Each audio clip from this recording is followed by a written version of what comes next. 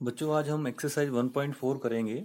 इस एक्सरसाइज में क्या है, हमें नंबर्स के बारे में बताना है कि वो टर्मिनेटिंग है, नॉन टर्मिनेटिंग है, रिपीटिंग है, रैशनल है या इरेशनल है। तो इसके बारे में हम पहले भी बहुत बारी डिस्कस कर चुके हैं, तो एक बारी हम पहले भी अब दोबारा डिस्कस कर लेते हैं कि रैशनल नंबर क्या होता है और इरेशनल नंबर क्या होता है। रैशनल नंबर होते हैं जो पी बाई क्यू की फॉर्म में होते हैं, इरेशनल नंबर होते हैं जो पी बाई क्यू की फॉर्म में नहीं होते।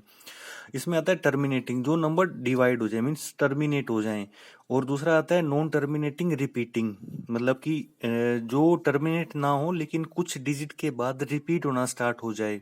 तो ये दोनों नंबर तो आते हैं रैशनल नंबर के अंदर। इरेशनल नंबर कौन से होते हैं, जो ना तो नॉन टर्मिनेटिंग हो, मतलब कि टर्मिनेट भी ना हो और रिपीट भी ना हो। ओके, तो इसके बारे में हम पहले बहुत डिस्कस कर चुके हैं, तो अब हम नहीं करेंगे। लेकिन मैं एक चीज यहाँ पे बताना चाहूंगा कि टर्मिनेटिंग नंबर किस फॉर्म में होंगे।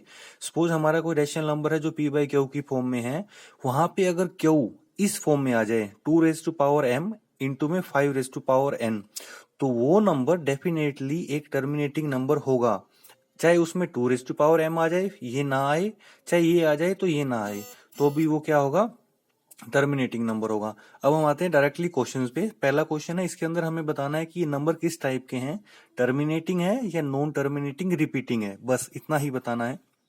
तो देखो ये 13/3125 है, ये पी बाई क्यू की फॉर्म में लिख लिया। क्यू हमारा यहाँ पे ये है, इसकी 5 की पावर 5 करेंगे तो क्या आएगा 3125। ओके, तो ये जो नंबर है, जो जो हमारा क्यू है, यहाँ पे क्या आ रहा है 5 रेज टू पावर 5, और हमने 2 रेज टू पावर 0 लिख दिया, क्योंकि किसी नंबर की पावर 0 जो होती है वो किसी इक्वल होती है 1 के इक्वल, तो उससे हमारे इस नंबर पे कुछ इफेक्ट नहीं पड़ेगा।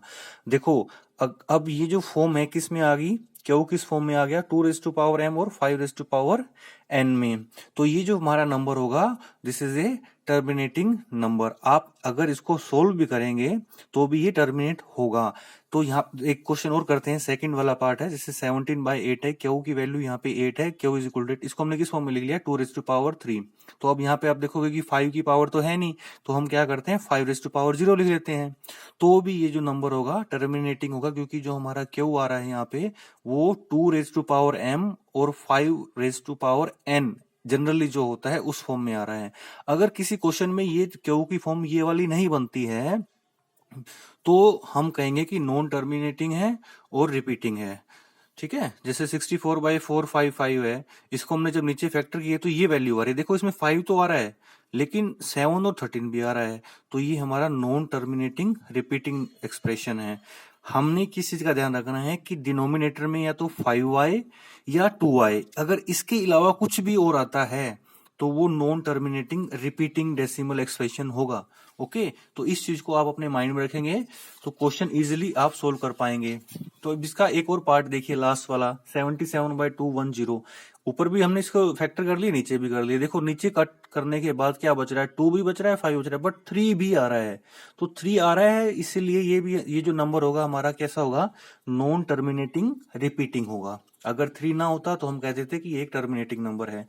अब जो सेकंड क्वेश्चन है, सेकंड क्वेश्चन में उसने ये पूछा है, write down the decimal expansion of those rational number in question 1 above which are terminating decimal expansion. हमने जो फर्स्ट क्वेश्चन किया है उसमें जो टर्मिनेटिंग नंबर थे ना, तो उनके डेसिमल एक्सपेंशन में लिखना है। तो देखो 13/3125 एक टर्मिनेटिंग नंबर था, हमने फर्स्ट क्वेश्चन किया पिछले पेज पे, तो इसको हमने क्या किया 13/5 लिख लिया। अब हमने क्या किया कि इसको 2 से ऊपर मल्टीप्लाई कर लिया, नीचे भी मल्टीप्लाई कर लिया। तो जब इसको सोल्व करेंगे तो ये वैल्यू हमारी ये आ जाएगी, ये एक टर्मिनेटिंग नंबर था और ये टर्मिनेटिंग एक्सपेंशन इसकी ये आ गई। ठीक है, एक्सप्रेशन ये आ गया।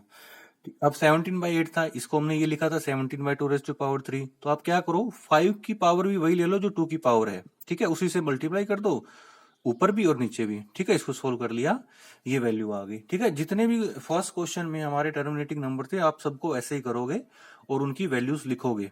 ठीक है, थर्ड क्वेश्चन है, थर्ड क्वेश्चन में हमारे पास 3 क्वेश्चन दे रखे हैं। 3 क्वेश्चन कौन कौन से हैं मैं आपको बुक में दिखा देता हूं। वो ये क्वेश्चन है, this one, first, second, third. The following real number have decimal expansion as given below. In each cases, decide whether they are rational or not. If they are rational and of the form p by q, what can you say about the prime factor of q? Okay, ये 3 questions हैं। तो पहला जो हमारा है 43/1 देखो ये यहाँ पे फिनिश हो गया, मीन्स ये टर्मिनेटिंग नंबर है। ओके, अगर ये टर्मिनेटिंग नंबर है तो ये रैशनल नंबर भी होगा, क्योंकि टर्मिनेटिंग नंबर हमेशा रैशनल नंबर होते हैं। अब उसने कहा था कि क्यू के बारे में आप क्या कहोगे, तो डेफिनेटली यहाँ पे जो क्यू होगा वो किस फॉर्म में होगा, 2m और 5n। अगर टर्मिनेटिंग नंबर है, अगर टर्मिनेटिंग नंबर नहीं है तो क्यू हमारा इस फॉर्म में नहीं होगा। सेकंड देखो 120 1200, एक जीरो इंक्रीज होती जा रही है, तो पहली बात तो ये रैशनल नंबर ही नहीं है और ये इरेशनल नंबर है, ये नॉन टर्मिनेटिंग नॉन रिपीटिंग वाला नंबर है। तीसरा इस थर्ड में देखिए, इसमें क्या है 1 2 3 4 5 7 6 8 ऊपर बार लगा हुआ है, इसके बाद ये रिपीट हो रही है वैल्यू, ये हमारा एक रैशनल नंबर है, मींस नॉन टर्मिनेटिंग रिपीटिंग है। तो ये इसमें जो क्यू आएगा वो इस फॉर्म में नहीं होगा। ओके, क्योंकि ये केवल तभी होता है 2m 5n, ठीक है, ये केवल तभी होगा जब नंबर टर्मिनेट होगा। ओके स्टूडेंट, आज हमारा ये फर्स्ट चैप्टर जो है वो कंप्लीट हो गया है। तो आई होप कि आपको ये सभी क्वेश्चंस क्लियर होंगे और अब हम आगे नेक्स्ट चैप्टर स्टार्ट करेंगे। ओके।